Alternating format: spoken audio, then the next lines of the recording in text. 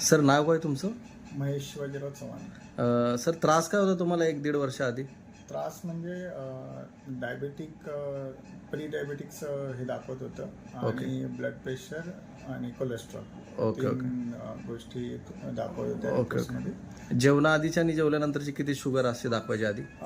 जेवल्यानंतर साधारणतः 110च्या आसपास जेवायच्या आधीची आणि जेवल्यानंतर 170-180च्या आत किंवा 160. Okay, okay. ओके. आणि HbA1c किती आलं होतं त्यावेळी? 6.5 जवळपास. Okay, okay, okay.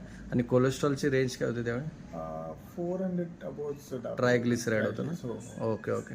आणि आता कसे रिपोर्ट आले तुमचे? आता रिपोर्ट खूप छान आहेत.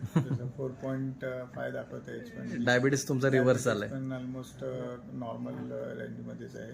टेस्ट आता कंटिन्यू तिसरी टेस्ट आहे ही. छान छान छान. आणि कोलेस्ट्रॉल पण आपलं आता सगळं 200 बिलो दाखवते. छान छान.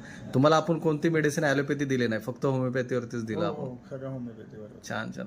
तुम्ही काय सांगाल लोकांना, डायबिटीस रिव्हर्स होऊ शकतो का? हो, नक्कीच. ते आपल्या रिपोर्टमध्ये दिसतंय आता. छान छान.